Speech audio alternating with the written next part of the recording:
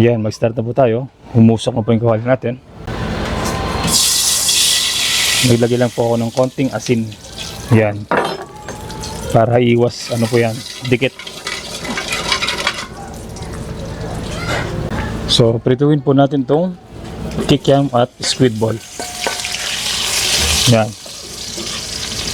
Yan ang mga gagamitin nating mga sahog para mamaya.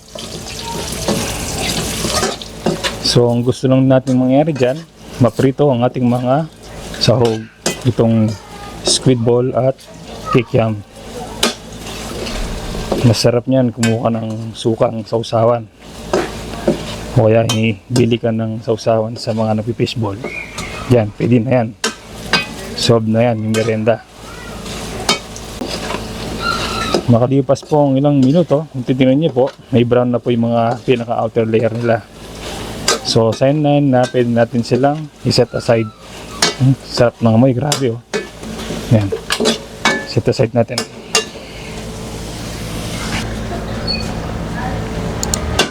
Balik po natin. Sindihan ng apoy. Mag-isa tayo ng bawang. Maraming bawang. As usual.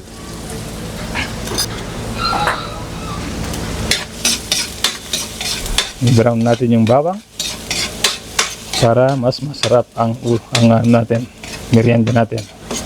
By the way, ang minuto natin ngayon ay merienda. Hindi po siya ulam. Okay? Medyo malakas po ang apoy, kaya ilang segundo lang nagbabaraw na ang ating bawang. Yan, no? So, pwede na natin ilagay yung sibuyas.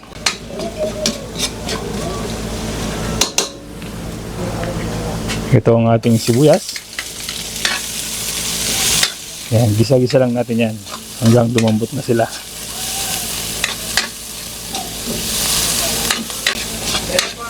$60 ang nakaraan. Ayan, medyo malambot na po ang ating mga sibuyas. Sa puntong ito, ilalagay na po natin yung stock. Chicken stock po yun. Yun. So, kung meron po yung chicken stock, hindi nyo na kailangan maglagay ng bouillon or chicken cubes. Yan. Sakto muna yan. Grabe, sarap ng muyo. Timplahan natin ng toyo. Maglalag din tayo ng liquid seasoning. Yung nor. Baka naman nagdikdik ako ng paminta. Yan. Dinigdik ko lang po. So, freshly ground po yan. Damihan po natin. Yan. Haluin po natin.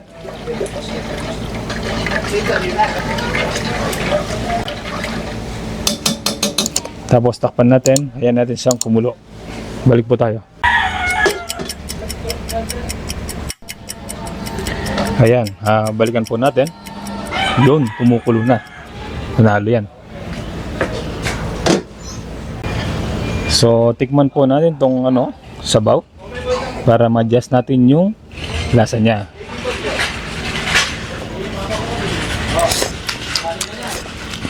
Yun, saktong-sakto na po yung lasa niya. Yung linamnam, medyo kulang. So, maglalagay tayo ng oyster sauce. Yan ang oyster sauce. Pasensya na po sa ingay sa labas. Humingi po ako lagi ng pasensya sa ingay po. Maraming salamat po. So, haluin natin.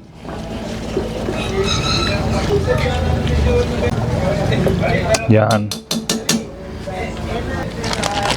Next step po natin, lalagyan na po natin tong mga bihon from Comea. Sana magkasya po ito. Ayan.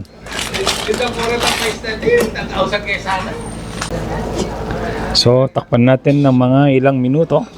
Tapos mamaya balik tayo para baliktarin natin. Kasi yung nasa taas, hindi po siya abot ng sabaw. So, balik po tayo ng mga ilang minuto. Balik po tayo. Ayan, balikan po natin. So maran po yung mga 3 minuto po yan. Kung makita niyo po ito, matigas pa po yan. So balterin po natin. para siya naman po magiging lumambot. Yan.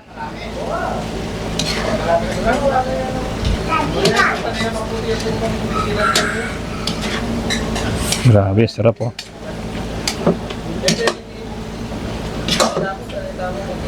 Actually ano yan, almost half kilo po yan. So kapag ganyan po yung ano nyo, yung pansit nyo, maganda na po kayo ng tubig na mainit para mamaya.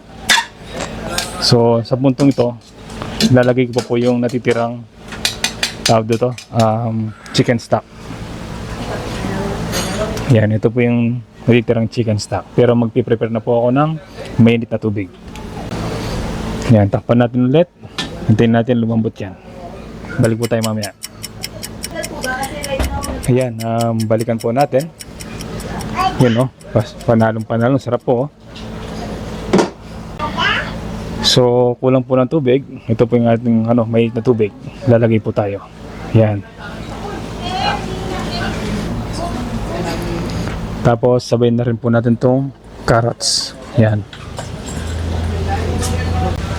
So, haluin po natin.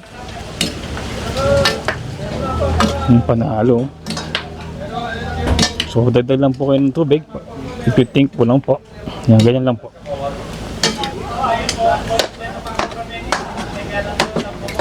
Putulin po natin. Yan.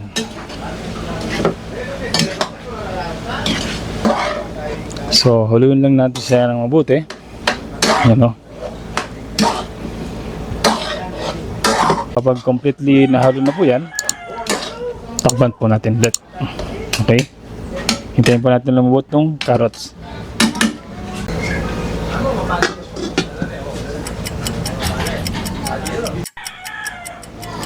So ayan, balikan po natin yung panghalo. So next step po natin, ilalagay natin itong chicharo. Yan. Meron din tayong repolyo. Yan. Ang daming repolyo. Mukhang malit po ang ating nilagyan. Pero try nating haluin. Dahan-dahan lang po.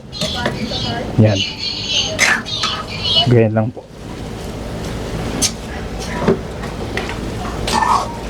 So kailangan talaga 2 sandok. Ayan. Haluin lang po natin ng maigi.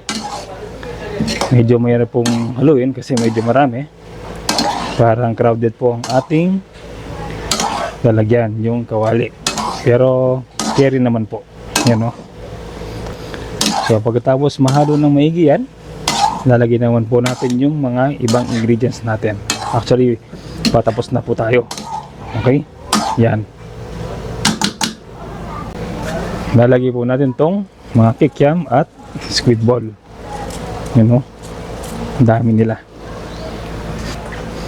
Tapos meron din tayong itlog ng pugo. Grabe, ang dami. Dagdag pa ako ng konting mainit na tubig. Yan. Huwag natin kalimutan tong celery. Yan. Pampasarap po yan. So, haluin lang po natin. Yun o. Grabe, ang dami. Paano ba haluin to ng walang mahuhulog. So, haluin lang po natin yan. Tapos, ready na po ang ating pansit. Pansit na tinipid. Yan. Wala pong masyadong sahog yan. I mean, wala pong hipon, wala pong baboy. Ano lang po, itlog, kikiam, tsaka squid ball. Yan, no? So, yung heat residue po ang magpapalambot ng mga gulay natin. Siyempre, hanggang mamaya pa yan, panigurado, yung mga gulay po natin, maluluto. Yan, no? Panalong-panalo po. Sana nag-enjoy po sa aming simpleng recipe na quick and easy. Yan, no? Napakasarap, grabe. Simpleng mga lang yan, ingredients ang nilagay natin. Kung gusto niyo ng madali ang pancit, ito po, para sa inyo po yan. Di ba meron po kayong mga bisitang parating? Yung ganda na po yung gagawin nyo para hindi po kayo maratel. Yan, no? So hanggang dito na lang po. Magpapaalam na po kami. Sana na-enjoy nyo po yung aming munting recipe for today. So inaanyahan ko po kayong mag-like, subscribe, at i-share ang aming mga video at maraming matulungan na viewers po namin. Yan. Maraming salamat po. Maraming po sa suporta at sa inyong pag-subscribe. Maraming salamat po. Thank you.